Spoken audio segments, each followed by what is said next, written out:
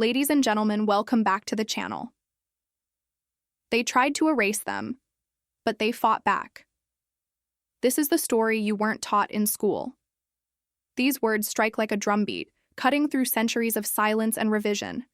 They're not just an introduction, they're a challenge. A challenge to question what we've been taught, and to recognize the stories that were deliberately left out. As the words echo, the visuals surge forward. A standoff at Oka, with Mohawk warriors facing Canadian soldiers. The Red River Métis preparing to defend their land, the Wet'suwet'en holding firm in snowy forests as RCMP officers close in. Peaceful protests, sacred ceremonies, burning barricades. These are not isolated moments. They are chapters in a long, unbroken history of Indigenous resistance across what we now call Canada. And yet, despite the power of these moments, they are rarely centered in mainstream narratives. They're footnotes in textbooks, if mentioned at all. This hook doesn't just tease the viewer, it pulls them in with urgency and emotional weight. Because what follows isn't just history. It's a truth many Canadians are only just beginning to understand, that Indigenous peoples have always resisted, always organized, and always fought for their land, rights, and futures, even when the entire system was built to erase them. Métis. Before Canada existed as a nation, the land was home to vibrant, diverse Indigenous civilizations. From the Haudenosaunee Confederacy in the east, with its sophisticated political system, to the complex trade networks of the Cree, Dene, and Inuit in the north, to the powerful economies of the Coast Salish and Nuu-chah-nulth in the west, these nations governed, traded, fought, and flourished for thousands of years. They had laws, languages, and spiritual systems rooted in the land itself. Then colonization arrived, and with it came a systematic effort to dismantle those societies. The story of Indigenous peoples in Canada became one of resistance. Resistance to dispossession, to violence, to policies designed to erase their cultures and identities. The arrival of European settlers brought treaties often signed under duress, lands seized without consent, and government policies like the Indian Act and residential schools aimed at cultural genocide. But Indigenous nations didn't just endure these attempts, they resisted them over and over again. This resistance took many forms: armed uprisings like the Red River and Northwest rebellions, legal battles fought in colonial courts, the creation of pan-Indigenous movements, and the quiet, powerful survival of languages, ceremonies, and knowledge, systems passed down in secret, in defiance of the law. Understanding this history goes beyond facts and dates. It forces us to confront the moral foundation of the country itself. Canada's story, as often told in textbooks or political speeches, tends to highlight unity, peacekeeping, and multiculturalism. But beneath that narrative lies another truth: that Indigenous peoples were not passive observers to colonization. They were active participants in shaping, challenging, and resisting it. Land acknowledgements, now spoken at schools, public events, and government meetings, are not mere formalities. They are acknowledgements of displacement, of treaties broken, of territories seized, and of the original stewards of the land whose sovereignty was never surrendered. Each time we hear or speak them, we are called to remember that Canada's legal and physical foundations rest on agreements and injustices that still affect lives today. Treaty rights aren't historical footnotes, they are living legal commitments. Many of these treaties, signed under unequal conditions, were later ignored or undermined. And today, Indigenous communities still fight in courtrooms and in the streets for the fulfillment of these promises. From resource extraction disputes to access to clean water, treaty rights remain central to the struggle for justice. And then there is reconciliation. A word so often used it risks becoming hollow. True reconciliation is not symbolic, it's structural. It involves returning land, restoring autonomy, confronting uncomfortable truths about residential schools, systemic racism, and intergenerational trauma. It demands listening to Indigenous voices not as an act of charity, but as a long overdue course correction in the national dialogue. Canada was not built with Indigenous peoples as equal partners. Instead, it was built through their marginalization, through forced removals, broken families, criminalized ceremonies, and the erasure of languages. But Indigenous resistance has ensured that erasure was never total. Through activism, culture, education, and sheer endurance, Indigenous nations have maintained their identities, renewed their strength, and continued to shape Canada, not as a conquered people, but as sovereign nations demanding respect. To understand this history, then, is to accept a responsibility to tell the whole story, to recognize ongoing injustices, and to stand alongside those who, for centuries, have fought not just for survival, but for justice, recognition, and a future where their place on this land is not just acknowledged, but honored. Long before Canada became a country, Indigenous nations across the land were already resisting colonization. They didn't passively watch as Europeans arrived. They engaged, negotiated, allied, and when necessary, fought. Resistance wasn't just about battle. It was about defending autonomy, culture, and a way of life that had existed for millennia. Take the Mi'kmaq, for example. As French settlers pushed into what is now Atlantic Canada, the Mi'kmaq didn't simply accept the intrusion. They launched a long campaign of resistance that lasted over a century. From the 1600s through the 1700s, they formed part of the larger Wabanaki Confederacy, a powerful alliance of Indigenous nations including the Maliseet, Passamaquoddy, Penobscot, and Abenaki. This confederacy strategically allied with the French to counter British expansion, leveraging diplomacy, geographic knowledge, and guerrilla-style warfare to push back against colonial control. During the Beaver Wars in the 17th century, other Indigenous groups like the Haudenosaunee Iroquois Confederacy adopted their own strategies. These weren't random skirmishes. They were calculated, often sophisticated attempts to control trade routes, protect territory, and maintain sovereignty. European powers often tried to manipulate intertribal conflicts, but Indigenous nations engaged these relationships with their own interests in mind, showing a deep understanding of shifting political and military dynamics. Diplomacy was just as vital as warfare. Indigenous leaders met with colonial governors, signed treaties, often with vastly different interpretations, and navigated the treacherous landscape of European rivalry. These acts weren't signs of weakness. They were strategies of survival and assertion of sovereignty. They revealed a political acumen that rivaled anything seen in European courts.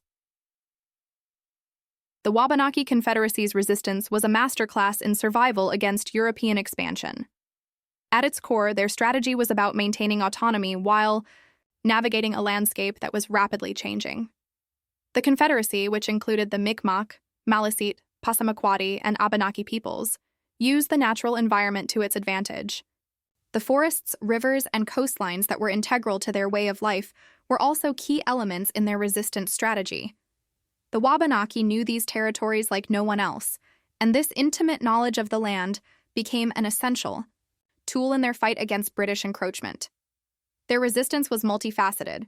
On the one hand, they used military force to contest British advances, leveraging small, mobile bands that could hit quickly and retreat into the forests, making it difficult for British forces to maintain a prolonged occupation. But warfare was only part of their strategy. The Wabanaki Confederacy also employed diplomacy, forging complex alliances with both the French and other Indigenous nations. By playing European powers against each other, the Wabanaki created a balance of power that slowed British dominance in the region. When necessary, they could negotiate with the British, even as they resisted British settlement and colonial policies. This diplomacy wasn't about submission. It was about negotiating the terms of survival.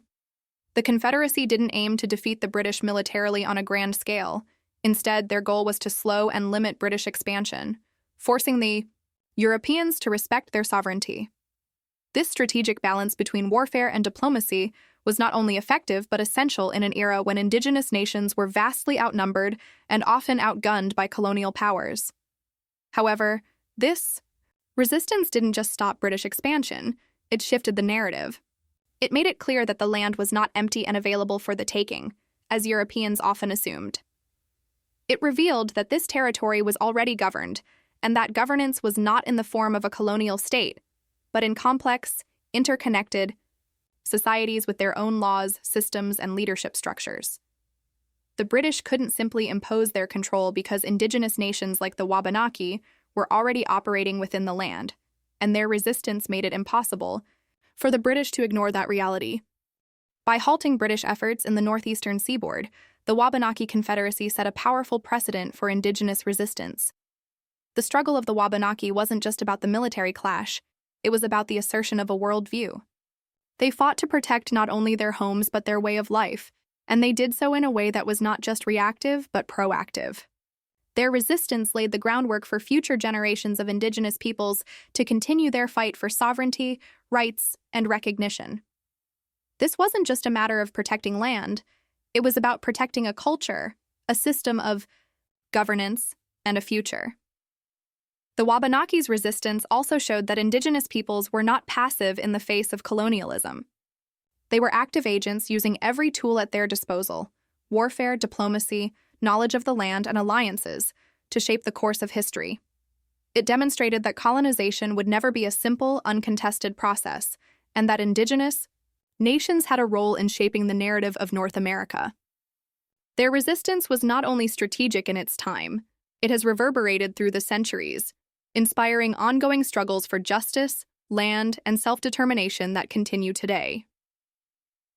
The 19th century saw the intensification of Indigenous and Métis resistance to colonial expansion, and two key uprisings in this period stand out for their profound impact on the shaping of Canada: the Red River Resistance and the Northwest Rebellion.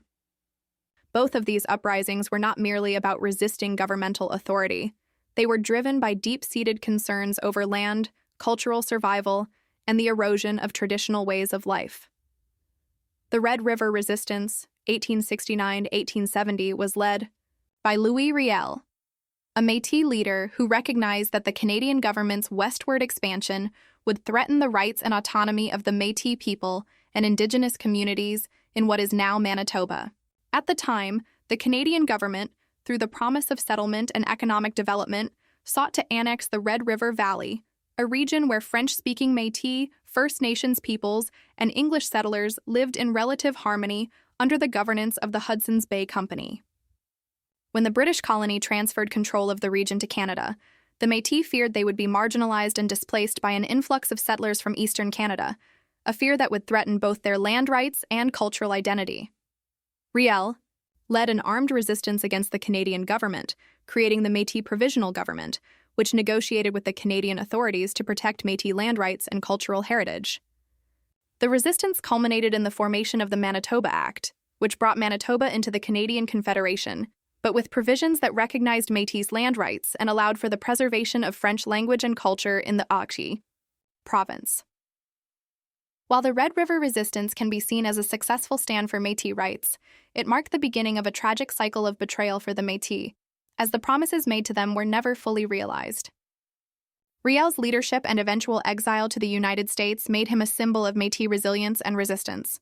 The Northwest Rebellion, 1885, was another flashpoint in Canadian history, occurring when the Canadian government's policies again disregarded Indigenous and Métis interests.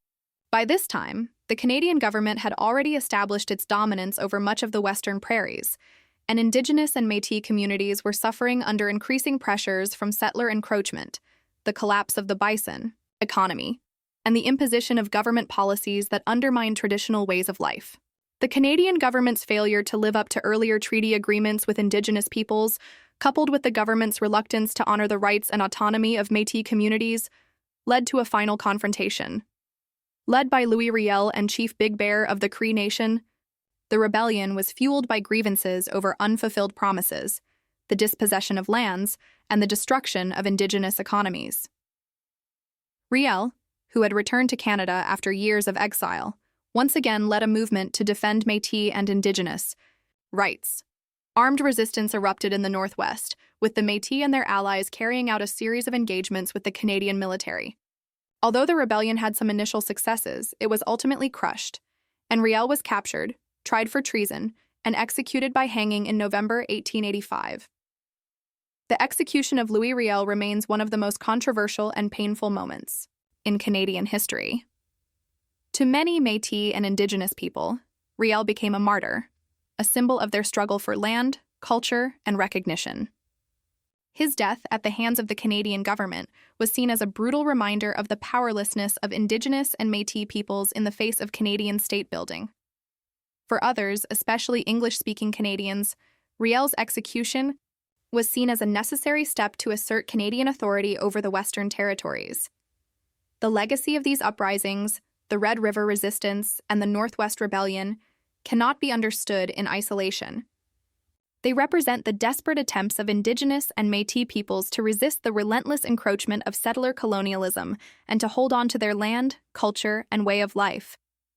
But they also highlight the failure of the Canadian government to live up to the promises made to these communities, the dispossession of their lands, and the violence of colonial policies.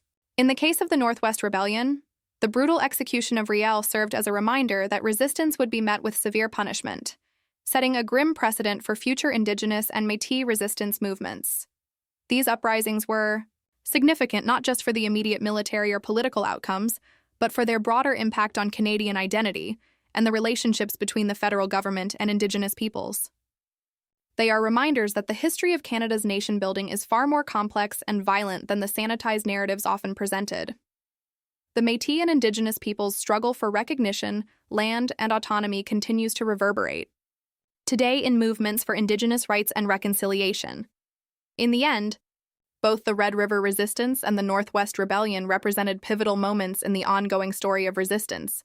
Resistance not just against the Canadian government, but against the cultural erasure, dispossession, and systemic violence that continues to shape the lives of Indigenous and Métis peoples in Canada. The 20th and 21st centuries have seen a shift in the forms of resistance, but not in the underlying issues. Modern Indigenous resistance movements in Canada have built upon the legacies of earlier uprisings, challenging ongoing systemic injustices and asserting the rights of Indigenous peoples over their lands, cultures, and sovereignty. These movements, whether through standoffs, protests, or legal battles, continue to play a significant role in the push for reconciliation, environmental protection, and recognition of Indigenous rights. The Oka Crisis, 1990, stands as one of the most defining moments in modern Indigenous resistance. The crisis began as a protest by the Mohawk people of Kanesatake, a community located near Oka, Quebec, against the expansion of a golf course onto sacred burial grounds. The issue had been brewing for years, with the Mohawk community already raising concerns over the potential desecration of their ancestral land. In the summer of 1990, the protest turned into a full-scale standoff when the Quebec police moved in to dismantle barricades that had been erected by the Mohawks to protect the land. The conflict escalated when the Canadian Army was deployed to assist the police, leading to intense media coverage and national debate. The Mohawks, led by figures like Mohawk Grand Chief Joe Norton, held firm in their demands for the preservation of their sacred land, and the confrontation drew attention to the broader issues of Indigenous land rights and sovereignty. The crisis also highlighted the deep mistrust between Indigenous communities and the Canadian government, as well as the systemic neglect of Indigenous concerns. Although the Oka Crisis ended with a negotiated settlement, it was a turning point in Indigenous activism, raising awareness across Canada about the struggles Indigenous peoples faced and the urgency of addressing land rights and sovereignty. Oka Crisis also had a ripple effect on other Indigenous communities, inspiring future movements and setting the stage for the Idle No More movement. Beginning in 2012, Idle No More became a nationwide grassroots movement that united Indigenous peoples, their allies, and supporters across Canada. At its core, Idle No More was a protest against the ongoing environmental destruction, violations of Indigenous rights, and the erosion of treaty protections. The movement was initially sparked by the Canadian government's omnibus budget bill, Bill C-45, which many viewed as a direct attack on Indigenous treaty rights, environmental protections, and governance systems. Bill C-45 altered environmental regulations that had long protected waterways, thus threatening the land and water resources that many Indigenous communities rely on for their survival. Idle No More expanded far beyond the specific concerns of Bill C-45. It brought attention to issues such as resource extraction without consultation, the degradation of ecosystems, the violation of land rights, and the failure of the government to honor historical treaties. The movement saw thousands of people engaging in protests, rallies, flash mobs, and blockades across Canada. It also gained international recognition, with Indigenous leaders and activists calling for systemic change and greater recognition of Indigenous sovereignty. The movement's slogan, Idle No More, reflected both the urgency and the refusal to remain passive in the face of environmental and cultural destruction. In the years that followed, Idle No More continued to grow and inspire broader solidarity with Indigenous struggles for justice. It helped amplify the voices of Indigenous women, who had often been marginalized in other political movements, and connected Indigenous concerns to global issues such as climate change, biodiversity loss, and social justice. Another significant chapter in modern Indigenous resistance came in the form of the Wet'suwet'en protests, 2020, which brought attention to the ongoing struggle over land, resource extraction, and Indigenous sovereignty in British Columbia.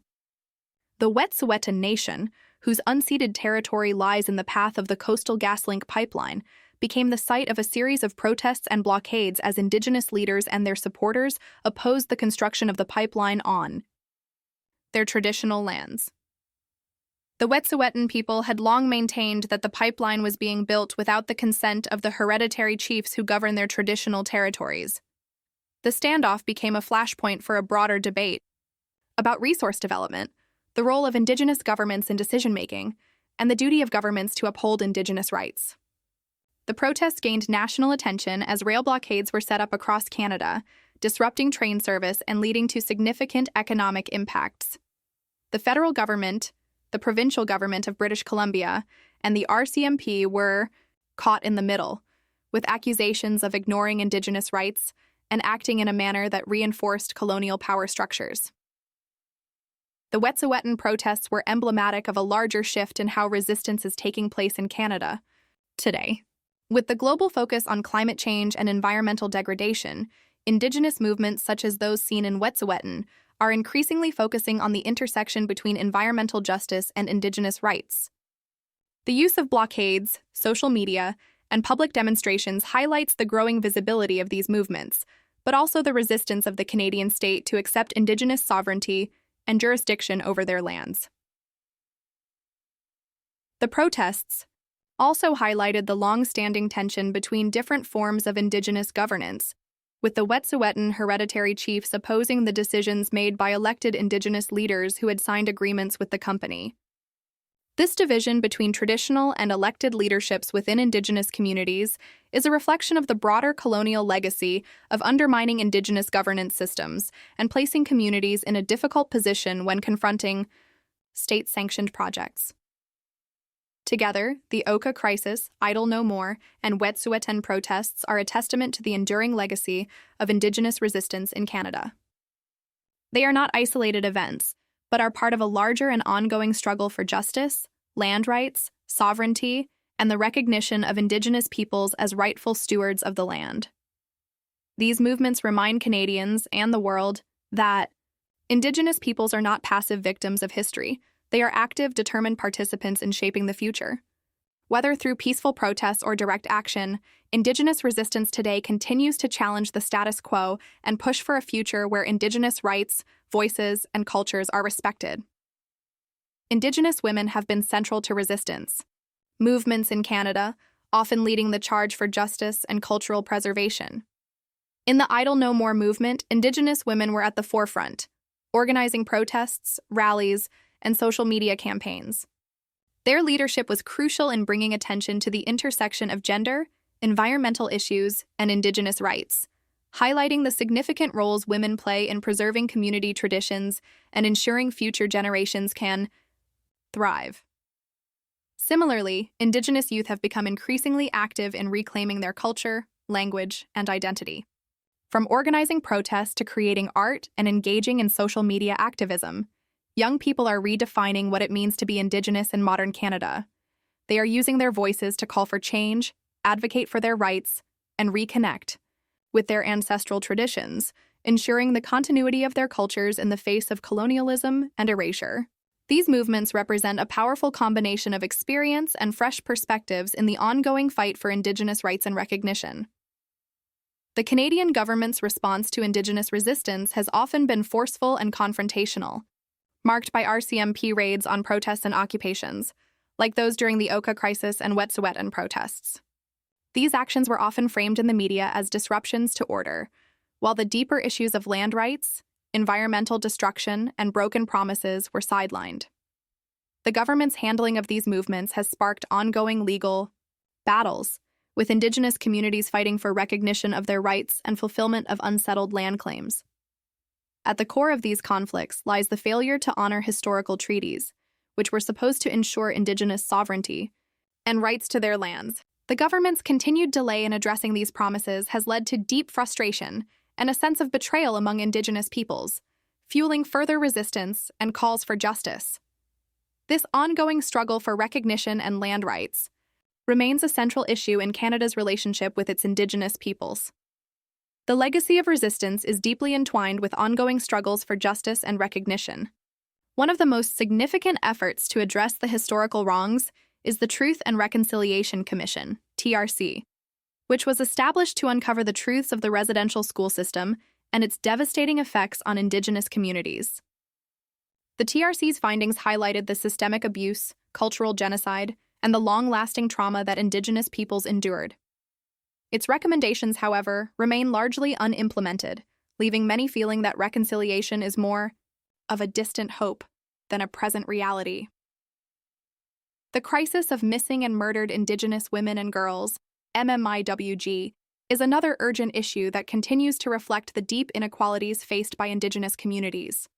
For decades, Indigenous women have been disproportionately targeted, and their disappearances or murders often go unaddressed or under-investigated.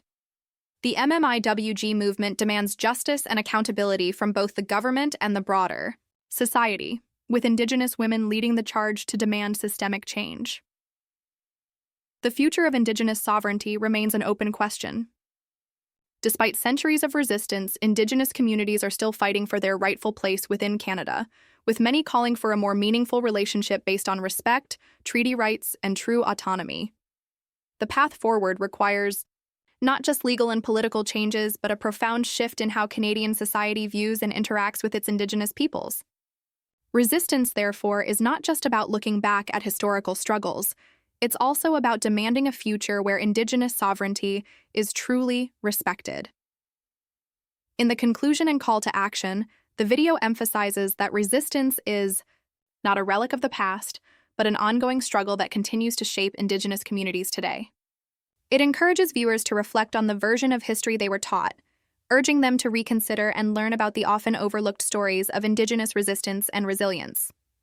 The call to action encourages viewers to support Indigenous voices, advocate for the respect of land acknowledgements, and push for broader education about Indigenous history and rights. By recognizing the continued fight for justice, viewers are reminded that they play a role in challenging the status quo and contributing to meaningful change. For the end screen, the focus should be on guiding the viewer to related content and encouraging further engagement. Here's how to present it. Display thumbnail images and titles for the recommended videos. Canada's Darkest Secrets, Residential Schools. What They Didn't Tell You About the Red River Resistance. Include a clear call to action, text on screen. Like, comment, subscribe, and share to uncover more hidden truths in history. The visuals should be engaging, showing a mix of intriguing clips from the recommended videos to keep the audience interested and prompt them to watch more content.